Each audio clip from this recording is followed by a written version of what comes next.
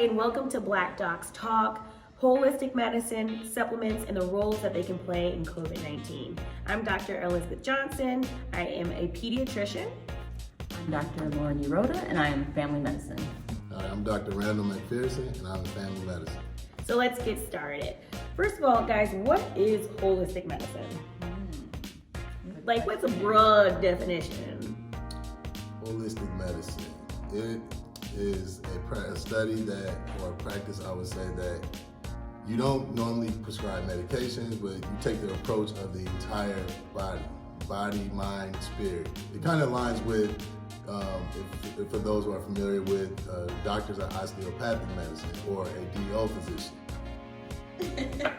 That's me. What about you? Yes, when I think of holistic medicine, I'm thinking of things that are maybe not genetically modified. There's something that maybe is more what we consider the word natural, something that relates to maybe plants, herbs, different foods, not necessarily a medicated pill or treatment, things like that. Yeah, and I would also think about it in terms of finding treatments that really play into the body as a self-regulating type of being, and focusing on really trying to help with self-healing when treating the body. That might be an oversimplification, but that's what I think about. But what do you guys think about using certain supplements or using holistic care when it comes to COVID-19? What are some of the things that you guys have heard in your practices? So when COVID first happened, I started hearing a lot about, elderberry, sea moss, pineapple juice was actually a really popular one that patients were telling me that they were drinking. So I started to do that research of, why are they taking these things? I was asking them, where'd you hear this information from? A lot of it is word of mouth. People rely on who they trust and who's close to them. They don't always put their trust first in a doctor. So if someone's saying that this worked for me to cure my diabetes or this helped me overcome COVID, they're gonna try it. Right. So in terms of pineapple juice, that was something that people were saying they were doing to prevent getting in the hospital. And in truth, what pineapple juice does is it has been studies that show support that it'll thin the mucus so it can help cough, ease the symptoms of COVID, but not necessarily prevent it from occurring, not necessarily preventing severe symptoms from actually happening and you ending up in the hospital. So what I was always promoting or saying in response to when I did get those questions or when I did hear a comment about pineapple juice in particular, I would say, well, do that if that is something that you feel is helping you, but please understand that it's not necessarily going to prevent COVID. It's not going to necessarily stop it from happening, but it might help that cough. If you don't want to, you're already taking your blood pressure pill, your diabetes pill. If you don't want to take another pill for cough, by all means, try the pineapple juice, see if it helps ease that cough and that phlegm and congestion and get through it. That's not a problem. What about you? So similar to Dr. Uroda, patients were coming to me about elderberry, sea moss, zinc, vitamin D, and vitamin C. So those are the most common ones that I've been patients that came to me about. Once again, first I always tell them is that these are all things that will help enhance your immune system, or better, so you can better off fight not just SARS-CoV, but any virus, bacteria, or even a fungus infection. But yes, those 5 that I just listed, and another one was melatonin. These are immune enhancing supplements, and they're not treatments. So yes, if you take them just prematurely every day, it's going to strengthen your immune system. So where if you do come in contact with SARS-CoV, you will better fight the infection off. But once you catch SARS-CoV-2, I would not say that just start taking vitamin C and D, that it's going to go away. So and there are multiple studies on all 5 of those I listed. Starting with zinc, they've shown that zinc actually interferes with the enzyme RNA polymerase. For those who don't know, that's the enzyme that viruses use for replication. So it does interfere and kind of halts the whole viral replication. And they were giving it in the hospital. And they were giving it in the hospital. When they're giving in the hospital, they were giving like 300 milligram dose. And these are people who with severe COVID-19 disease. They do not recommend you take that high of a dose if you're not in the hospital. The daily recommendation, I believe, is 50 milligrams of zinc. Same thing with vitamin D. We all know vitamin D. We all know it to be just very, for strong teeth and strong bones, to help prevent some of the, diseases such as osteoporosis, osteopenia. But through multiple studies, they have shown that it has a huge role in the immune system. Your body has B cells and T cells. These are key cells in the immune response. What they do have vitamin D receptors. So basically vitamin D, it helps them enhance their job. When they see a foreign pathogen, they get activated, they can better fight the infection. So vitamin D is also immune enhancing. And we all know vitamin C. I mean, vitamin C has been around forever. Was it Louis Pasteur, I believe? He was the scientist He's pulling out the facts, Louis people. Pasteur. He won the Nobel Peace Prize twice. He swore by vitamin C. He swore that, starting at the age of 5, everyone should be taking up to, I think, 1,000 to 1 gram to 2 grams of vitamin C every day. But vitamin C, anti-inflammatory, antiviral, and antioxidant properties. So all of these things do help enhance your immune system. But are they treatments? Are they cures? I wouldn't say that. And that's very important that we point that part out that Dr. McPherson just said. They will enhance your immune system, but they are not treatments and they are not cures for viral illnesses, and specifically since we're talking about COVID-19. I know I hear a lot from parents in the office of what they can do for their children, and I say the same thing. And we practice. All of us are, in primary care, so we practice preventative medicine.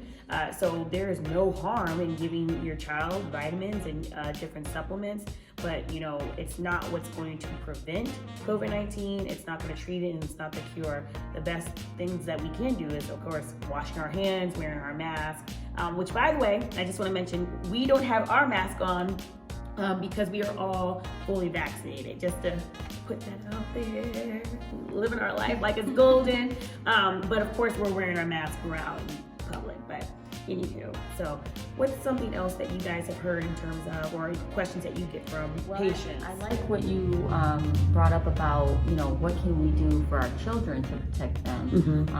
And, I'll take it from the personal perspective. My son, he's in daycare, and I give him his multivitamin gummy every day. And I'll give him immune support one that has elderberry, vitamin C, and zinc. But he's still catching the colds. It's gonna happen. It's inevitable. But I do feel that supporting his immune system with those things is probably helping him get over them a little bit quicker, or even supporting that memory of immune response. So when he comes across those daycare germs, God forbid, that it's a little bit better next time. That's what those vitamins should be considered useful for, and not necessarily preventative. Or as like the sole treatment. The sole treatment, exactly. Exactly. Because when that cold comes, it's coming, and there's nothing really you can do about it. Right. So I'll also going back to, like I said, the zinc, the vitamin D, the vitamin C. You can take too much of it, and there can be a toxicity. Zinc, if you take too much zinc, it can cause copper deficiency.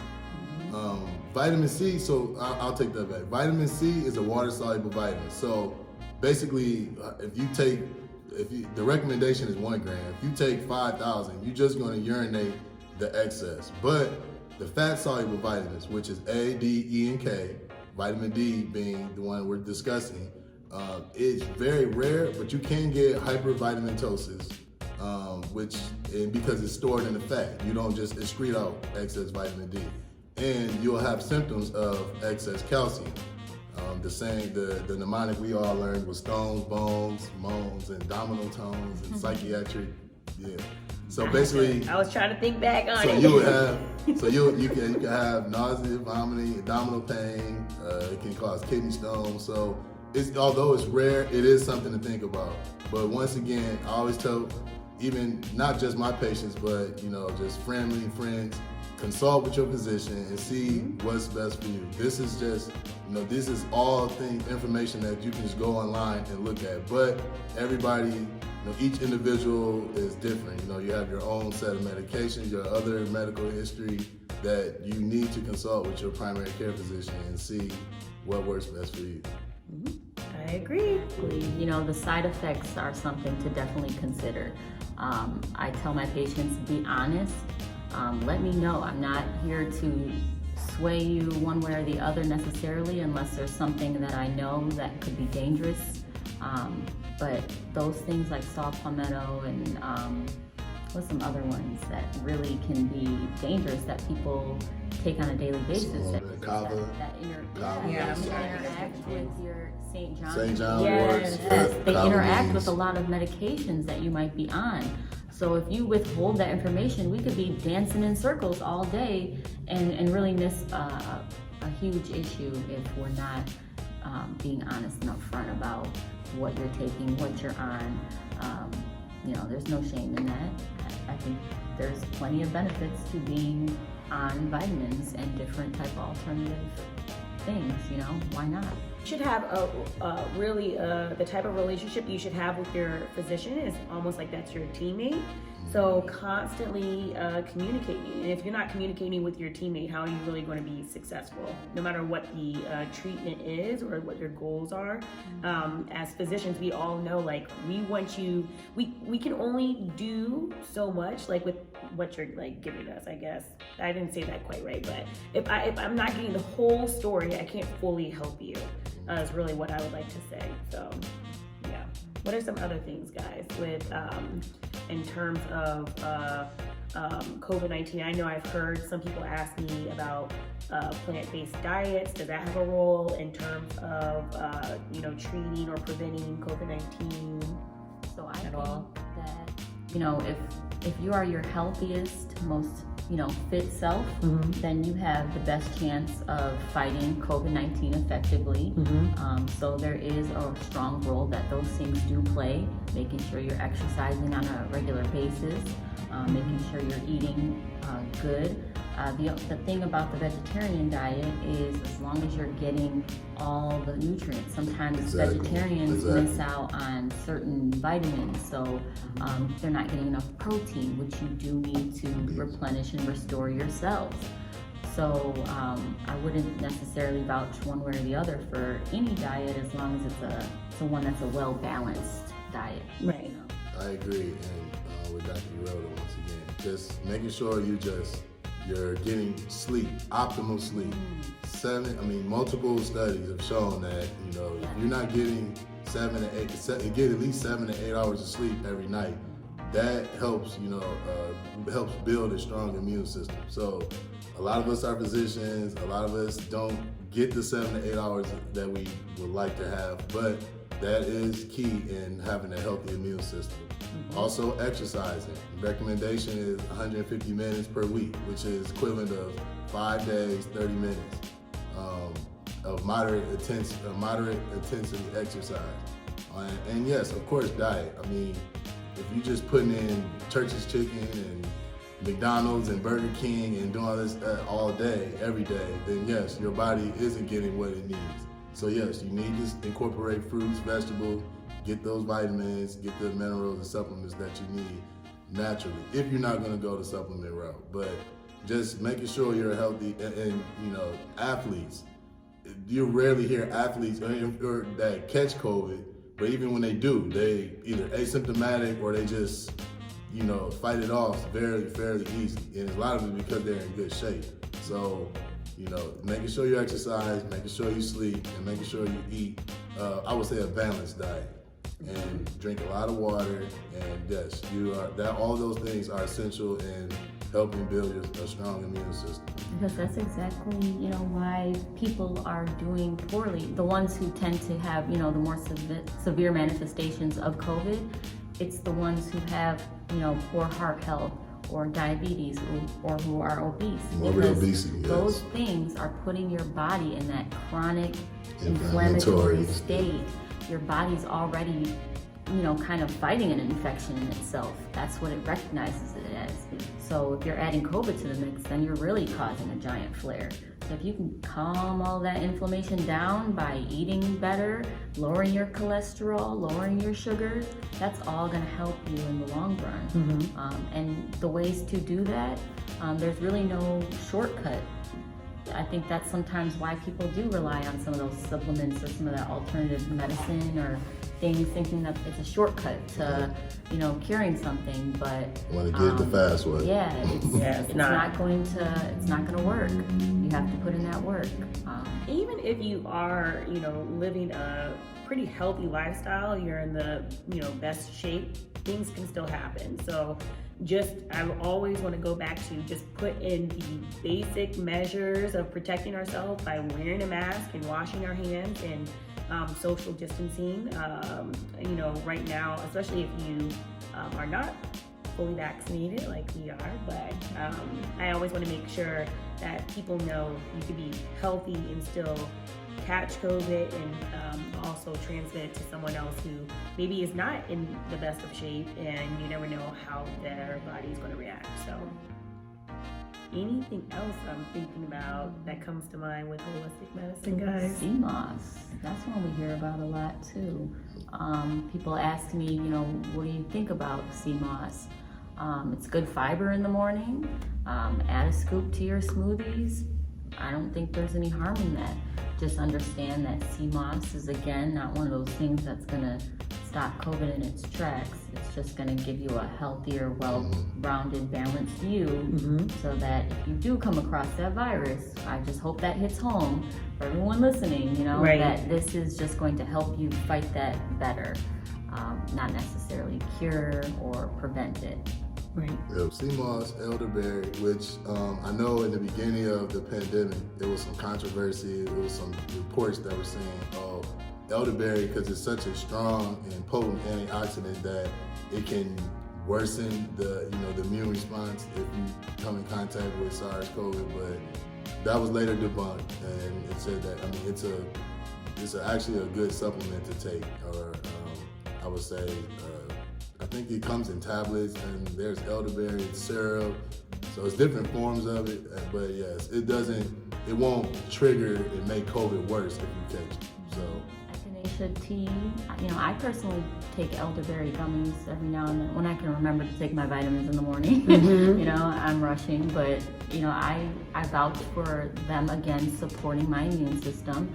And a common question that we get is, well, if this is going to support my immune system and, there's no way around COVID, well, why do I got to get the vaccine? What's that going to do? And kind of understanding the combination. These worlds can be combined. It doesn't have to just be one or the other. I got my vaccine, but I still take my vitamins in the morning. They're both working together to give me the best, fight against this. And I'm really glad you said that, because I think that very often, maybe even more so with our generation and younger, people think that if you believe in Western medicine, that you also don't believe in holistic approaches, and that's just not true. No. It's not true. I tell my patients that all the time. And it's learning for me, because I have patients that come to me and they have some outlandish cabbage juice, and I'm like, what? But it forces me to go look it up and see what. I'm like, let me just see if this checks out. But there are tons of things that will help your body and have actual benefits for it, not just the immune system, but vitamins, supplements, minerals. So, and I tell patients all the time, I'm not a pill pusher. So, if everybody knows me, my pet peeve is polypharmacy. So, when I see a list of 30 medicines, I'm chopping that up. And if we can add some supplements or some minerals that will substitute and maybe help with lower your cholesterol, I'm all for it. So I'm not totally against it, but once again, I have to explain to them that these aren't treatments. A lot of them aren't FDA regulated. You know, you have to read the labels. Some of them are coenzyme Q inhibitors or reducers. So if you're on other medications, some of these supplements can make that medication not work the way it should, or it can make it work too much. So it's just, you can't just look at an infomercial and be like, oh yeah, that said that lowers my cholesterol, I'm gonna take it. And then, God forbid, you get a side effect from it, and then you're like, oh yeah, I took this, I ordered this offline. So if you're gonna do it, I'll say at least consult with your primary care physician. And if you don't have a primary care physician, you should get one. Get someone that you can trust, that you can talk to and communicate, like we are saying, to discuss treatment plans and how certain things can benefit you or if they will harm you. That's really, like we said, we believe in, that there's different ways to treat different things, but when it comes down to COVID-19, these supplements might help in terms of enhancing our immune system, but they aren't going to treat it. That's the main thing we're going to get down to. But anything else, guys? I really think that more merging of that. In the U.S., we just are a little late in the game as far as having real strong supportive studies. That's always kind of that fallback answer as well. There's not enough studies on it. We can't really say one way or the other because there's not enough studies on it. I think we're lacking, we're a little behind when it comes to that, because I did an externship, I think it was about 10 years ago in China. I was there for a month and I got to see some of that alternative medicine, some of the different herbs, herbal teas in particular, chrysanthemum, jasmine, lavender. These things can be used to help relax or stimulate the body. But we are just kind of catching up on that train where now we're starting to adopt and understand them more and really see how they can help us. So we would like more evidence-based medicine. That's the way that we practice things. So Let's get some trials, get some studies going. It'd be very interesting to see, right? Yeah. Well, guys, I appreciate you coming and having this talk with me. We pleasure. hope that you guys enjoyed this segment with Black Docs Talk. There will certainly be more. Make sure that you follow us on YouTube, subscribe to our channel, follow us on Instagram and Facebook, and we will see you very soon. Thank you. Bye.